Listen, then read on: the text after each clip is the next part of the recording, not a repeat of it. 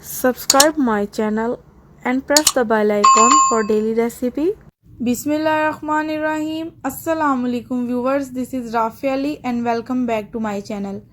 आज मैं आपके साथ शेयर करूंगी बाजार जैसी टूटी फ्रूटी। इसको बनाना बहुत ही आसान है, आप इसको आराम से बना सकते हैं। तो इसके लिए हमें जो चीज़ें चाहिए, तरबूज के छिलके जिनको आप फेंक देते हैं, मैं इनसे ही टूटी फ्रूटी बनाना आपको सिखाऊंगी, ये हमें चाहिए। और हमें चाहिए फूड कलर और वनीला एसेंस कुछ ड्रॉप, और शुगर हमें चाहिए 1 कप। सबसे पहले तरबूज के छिलके को हमने काट लेना है कुछ इस तरह, मैं आपको बताती हूँ। पहले आप इसके छोटे छोटे क्यूब्स बना लें ताकि इसकी कटिंग करने में आपको आसानी हो। और अब आपने इसका जो ग्रीन वाला पार्ट है वो रिमूव करना है। इस तरह आपने अच्छे से इसको रिमूव करना है, हल्का सा भी ग्रीन पार्ट लगा रहना नहीं चाहिए। जिस तरह मैंने बिल्कुल क्लियर किया है वैसे ही। और आपने ये रेड वाला पार्ट है इसको भी अच्छे से रिमूव करना है। इस तरह देखें, बाकी के सारे भी आपने इसी तरह रेडी कर लेने हैं। तो सारों को मैंने अच्छे से पील कर लिया। अब मैं बताती हूँ आपने इसकी कटिंग किस तरह करनी है। एक पीस आपने उठाना है और इसकी कटिंग आपने कुछ इस तरह करनी है, छोटे छोटे क्यूब्स में। या अगर आपको जिस तरह के पसंद है आप उस तरह इसकी कटिंग कर सकते हैं। तो सारी कटिंग मैंने कर ली है अल्हम्दुलिल्लाह, बहुत ही अच्छे से ये रेडी हुई हैं। देखें, अब हमें चाहिए होगा एक पॉट, उस पर मैंने ऐड किया है तकरीबन 1.5 लीटर पानी। और अब उसमें मैं ऐड कर दूंगी कट की हुई टूटी फ्रूटी। फ्लेम मैंने यहाँ पे हाई रख ली है। आपने इसको हाई फ्लेम पे पकाना है तकरीबन 10 से 15 मिनट, जब तक कि ये ट्रांसपेरेंट नहीं हो जाते। तो 10 से 15 मिनट हो चुके हैं। अब मैं इसको चेक कर लेती हूँ।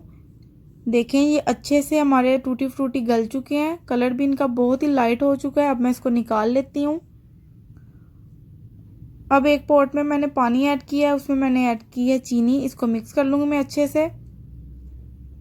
और अब मैं इसमें डाल दूंगी वनीला एसेंस कुछ ड्रॉप्स ताकि फ्लेवर अच्छा आए। अगर आपने अभी तक मेरे चैनल को सब्सक्राइब नहीं किया है तो काइंडली मेरे चैनल को सब्सक्राइब करें।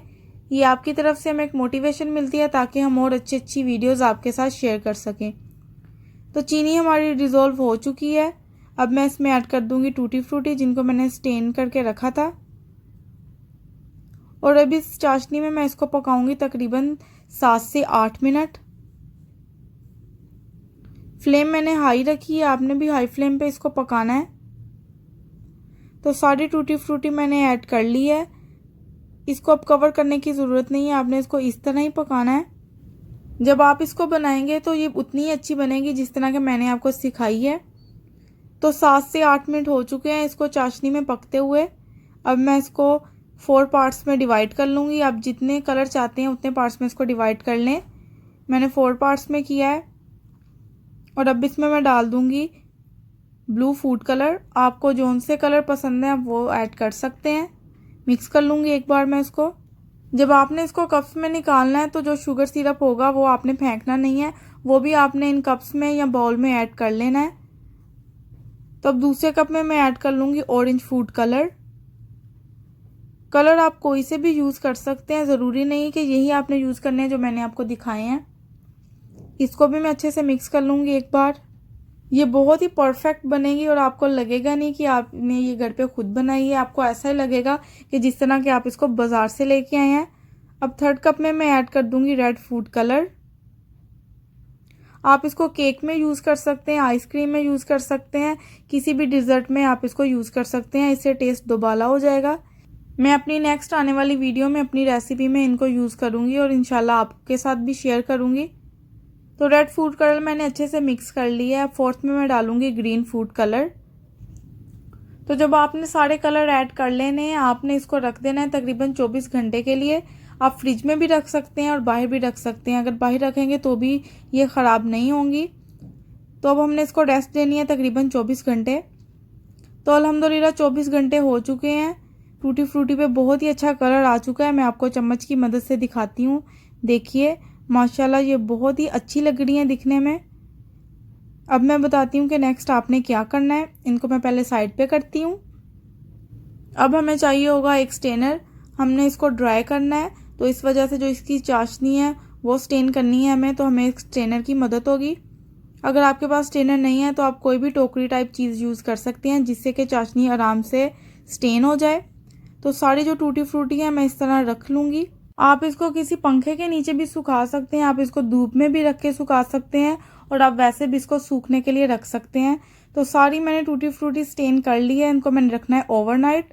तो अल्हम्दुलिल्लाह एक दिन हो चुका है। देखें टूटी फ्रूटी हमारी अच्छे से रेडी हो चुकी है, सारी इसकी चाशनी जो रिमूव हो चुकी है। अब ये बिल्कुल ड्राई है, ये बहुत ही टेस्टी बनी है, मैंने टेस्ट किया है। अब हमें चाहिए होगा एक बाउल। अब इसमें मैं सारी टूटी फ्रूटी जो सारे कलर हैं वो ऐड कर लूँगी। आप इसको सेपरेट भी रख सकते हैं, लेकिन आपको दिखाने के लिए मैं इसको मिक्स करूँगी। जो सारी टूटी फ्रूटी हैं वो मैंने ऐड कर ली हैं। देखिए माशाल्लाह दिखने में ये कितनी अच्छी लग रही हैं। अब इसको मिक्स कर लूँगी मैं अच्छे से। बहुत ही टेस्टी टूटी फ्रूटी हमारी रेडी हुई है, आप इसको एक बार ज़रूर ट्राई करें, ये बहुत ही अच्छी बनेगी। तो टूटी फ्रूटी हमारी रेडी हो चुकी है। देखिए माशाल्लाह कितनी अच्छी लग रही है ये, और मैंने थोड़ा बड़े साइज़ में भी इसको बनाया है ताकि ये चावल में डाल सकें। चावलों में ये बहुत ही अच्छी लगेगी। तो आई होप आज की वीडियो आपको पसंद आई होगी। अगर पसंद आई है तो लाइक, सब्सक्राइब और कमेंट करना मत भूलें। मिलते हैं नेक्स्ट वीडियो में, तब तक अल्लाह हाफिज़।